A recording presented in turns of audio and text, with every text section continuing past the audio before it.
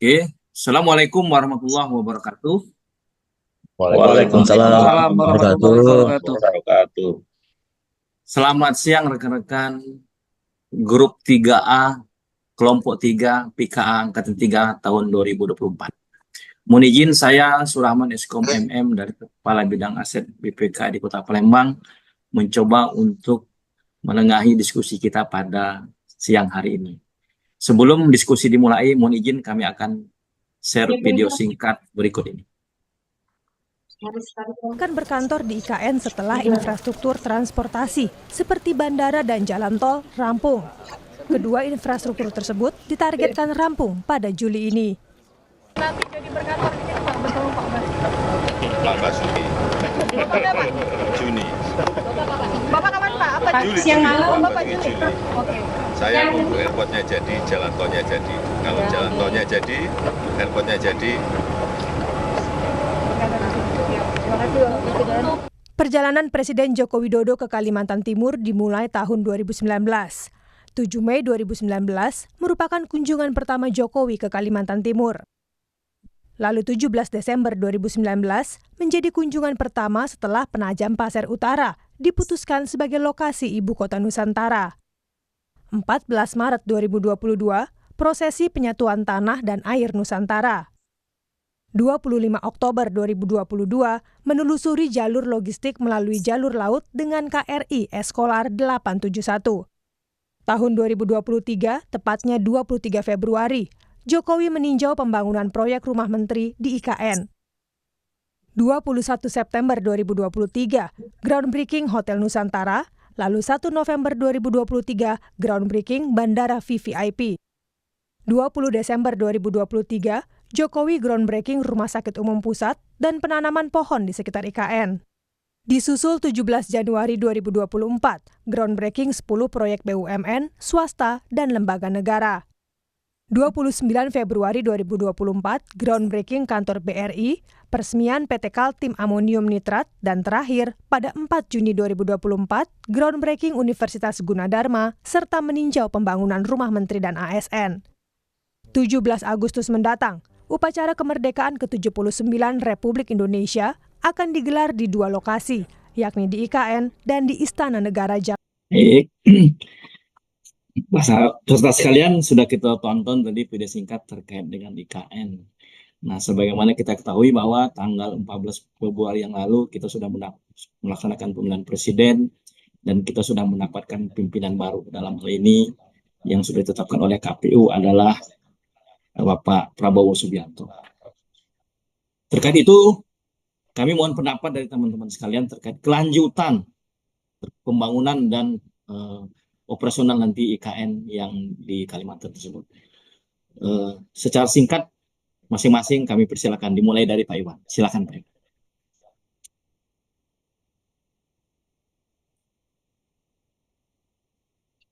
Terima kasih Pak Surahman. Saya Iwan Adiratmoko, utusan dari Bapeda Litbang Kabupaten Banyuasin. Dalam hal ini, pada kesempatan ini saya ingin coba menanggapi terkait dengan apakah pembangunan IKN berlanjut. Memang masih ada pro kontra, walaupun secara normatif sudah ada undang-undang yang menaungi keberlanjutan IKN dan termasuk terpilihnya Presiden Prabowo Subianto sebagai penerus dalam hal ini, penerus yang berkomitmen untuk meneruskan pembangunan IKN. Tetapi tidak dapat dipungkiri juga bahwa masih banyak permasalahan yang dihadapi dalam pembangunan IKN ini, diantaranya terkait dengan status lahan misalnya. Ini menjadi permasalahan utama pembangunan IKN karena hal ini menjadi keluhan banyak investor. Yang hal ini juga berdampak pula pada masih minimnya investor, baik itu swasta nasional maupun internasional, di mana dulu harapannya IKN dibangun dengan dana non-APBN. Tapi faktanya hingga saat ini yang berjalan masih dana APBN. Di samping itu juga masih ada permasalahan lain, yaitu terkait dengan infrastruktur.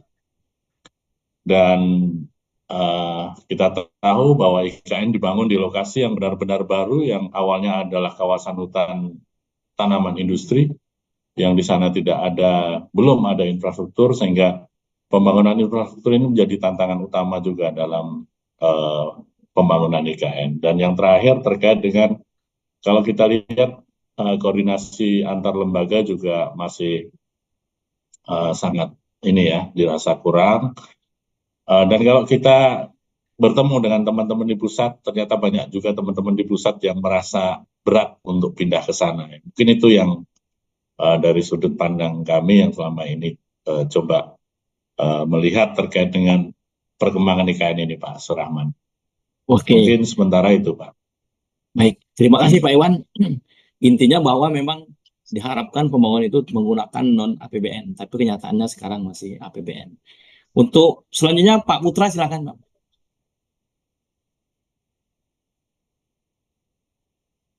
Di unmute dulu Bapak, mohon izin.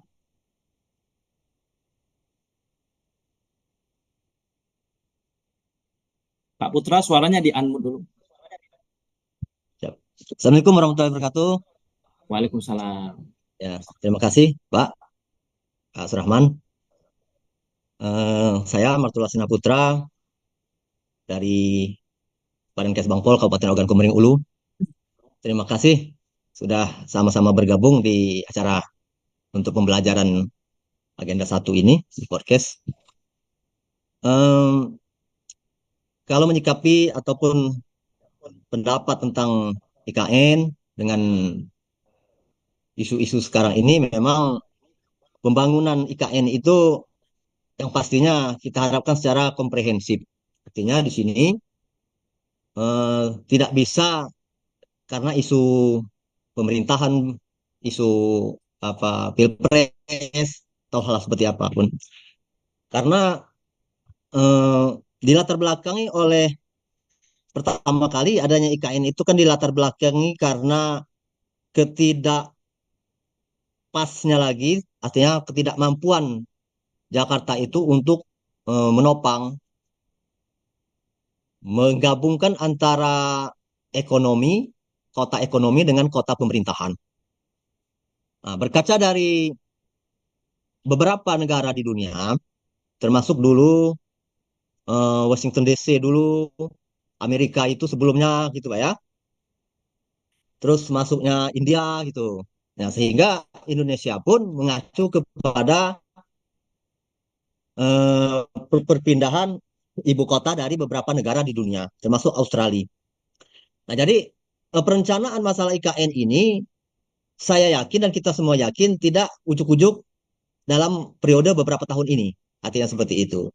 Cuman karena permasalahan kita ini selalu dihubungkan dengan politisasi. Sehingga kalaupun memang ini di zamannya Pak Jokowi, kemudian dilanjutkan kepada zamannya Pak Prabowo, itu tentu dilihat ini kan berhubungan dengan RPJPD yang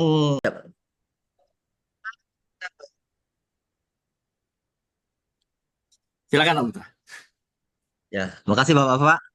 Dilanjutkan sedikit lagi. Jadi yang utamanya sepertinya memang sinkronisasi antara perencanaan, karena ini menyangkut apa ya? Karena dilihat dari 3 negara yang menjadi pedoman itu, Australia, Amerika, bahkan India, itu memang dekade 30 tahunan baru kelihatan memang bisa berdirinya suatu ibu kota itu, Pak. Jadi, oke, kita sekarang berpikirnya positif, semangat dengan adanya IKN itu akan kita laksanakan, tapi tentu tidak cukup untuk satu periode Mudah. pimpinan presiden saja itu. Nah, artinya ini memang apakah dilihat karena apa? Kalaupun memang perencanaan ini 10 atau 20 tahun yang lalu, berarti RPJPD hingga tahun 2025 itu apakah sudah masuk atau belum masuk ke IKN itu. Nah, ketika ini akan dilaksanakan RPJPD sampai di 2045 untuk menuju Indonesia emas, nah itu target pertama berarti IKN itu. Nah, itu permasalahan perencanaannya. Yang kedua, kesiapan anggaran. Anggaran tentu tidak bisa ditopang oleh APBN. Tentu menggunakan pihak-pihak lain. Nah, artinya juga seperti itu. Nah, hal-hal yang lainnya yang mungkin ini yang perlu kita support selaku pemerintah daerah, tentunya kita bersama-sama. Selain itu secara realisasi, secara berdoa juga kita dukung, kita support. Pasti akan ada ini apa namanya perkembangan progresnya gitu Pak. Karena apa? Eh, di 2015 ketika saya pernah melakukan apa namanya pernah rapat di Bali itu, kawan di PPU itu di Penajam Pasir Utara itu juga apa sudah ada rencana, artinya menginginkan memang pergeseran ibu kota ke daerah Kalimantan gitu Pak, karena memang untuk pemerataan pembangunan. Nah cuma ini maksudnya kalaupun memang pembangunan ini Indonesia untuk maju, harus dikesampingkan permasalahan politisasi permasalahan negara. Itu aja dulu Pak, Pak Suraman. Terima kasih Pak. Assalamualaikum warahmatullahi wabarakatuh. Waalaikumsalam warahmatullahi. Terima kasih Pak Putra. Intinya adalah sinkronisasi perencanaan anggaran dan memang terkait kepindahan ini butuh waktu yang tidak sedikit ya. Butuh waktu Siap, siap. yang cukup lama sebagaimana rujukan dari 3 negara tadi yaitu 30 tahun. Oke, selanjutnya mungkin Pak Desri, pendapatnya silakan Pak. Baiklah, Assalamualaikum warahmatullahi wabarakatuh. Waalaikumsalam Waalaikumsalam warahmatullahi warahmatullahi wabarakatuh. Nah, saya Destri Antonio, perwakilan utusan dari Dinas Pemberdayaan Masyarakat Desa Kabupaten Ogan Komering Ulu. Saya ingin menambahkan sedikit dari narasumber tadi terkait masalah IKN. Kami berpendapat IKN ini bisa berprogres cepat apabila salah satunya benar kata narasumber sebelumnya harus ada investor-investor lagi yang untuk membantu percepatan pembangunan IKN ini. Selain itu, kita juga harus melibatkan warga lokal. Warga lokal itu dalam hal pekerja.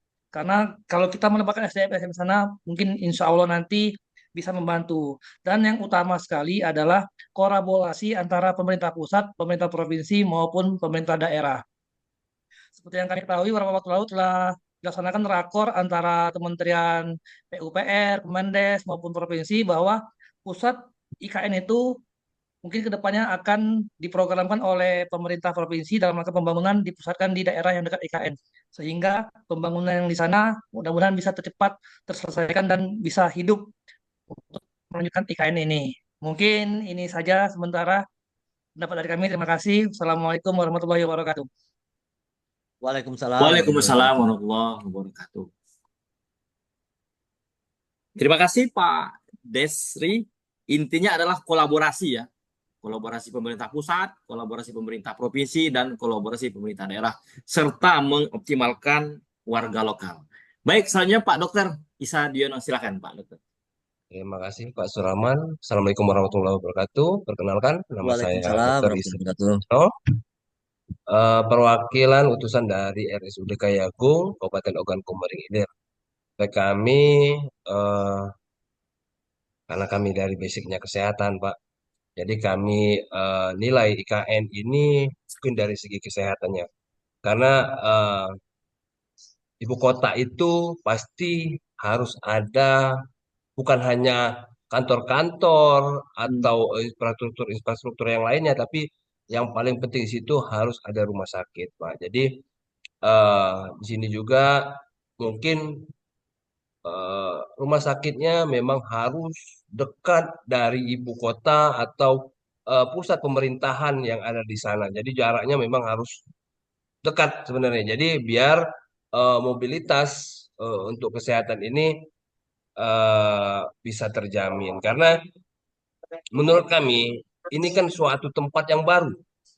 Jadi belum tahu apa permasalahan kesehatan yang akan timbulkan karena setiap tempat itu ada permasalahan-permasalahan kesehatan yang bisa ditimbulkan seperti ada yang wabah malarianya di sana, Pak. Atau kita tidak tahu di sana itu apa yang kasus yang sebenarnya yang eh, endemi yang di sana yang ada yang betul-betul ada di tempat tersebut. Terkait juga dengan mungkin yang narasumber-narasumber sebelumnya karena memang isu dari IKN ini pembebasan lahan yang sepertinya belum tuntas sehingga masih menimbulkan pembangunan yang belum sepenuhnya belum all out untuk membangun karena masih ada permasalahan-permasalahan pembebasan lahan tersebut. Saya pikir dengan adanya eh, terpilihnya presiden yang baru ini, mudah-mudahan permasalahan itu akan cepat terselesaikan sehingga pembangunan akan cepat berlangsung sehingga di tahun 2045 yang Indonesia emas itu akan terwujud. Mungkin itu dari kami, Pak. Terima kasih. Wassalamualaikum warahmatullahi wabarakatuh. Waalaikumsalam Waalaikumsalam warahmatullahi warahmatullahi wabarakatuh. wabarakatuh. Terima kasih Pak Isa. Jadi intinya bahwa karena ini tempat baru, jadi fasilitas kesehatan harus diutamakan. Yang disarankan tadi supaya fasilitas kesehatan berupa rumah sakit tadi berada posisi di dekat kantor-kantor pemerintahan. Baiklah Bapak Ibu, Bapak semuanya, bahwa pembahasan terkait IKN dalam rangka tugas PKA 3, kelompok 3, grup 3A pada siang hari ini sudah kita bahas bersama. Intinya bahwa kita semua di sini setuju negara kita memiliki ibu kota baru ya. Semua setuju ya Bapak? Siap, siap. Baik, kalau Pak. setuju berarti ada di antara kita yang berminat untuk ke migrasi ke IKN. Jadi kalau berminat silakan, mumpung lowongan sekarang sedang dibuka. Karena banyak sekali jaminan yang diberikan pemerintah selain dari fasilitas tempat tinggal, termasuk juga fasilitas terkait dengan jabatan dan kepangkatan lainnya. Baik Bapak semua, terima kasih. Demikian barangkali obrolan kita pada siang hari ini. Mohon maaf kalau barangkali ada kekurangan di sana sini dalam penyajian Zoom kali ini. Sekali lagi terima kasih. Semoga kita di kelompok 3 khususnya dan seluruh angkatan 345 pada umumnya akan lulus semua dengan sukses di tahun 2024 ini. Terima kasih. Amin. Selamat siang. Amin. Assalamualaikum Amin. warahmatullahi wabarakatuh. Waalaikumsalam warahmatullahi wabarakatuh.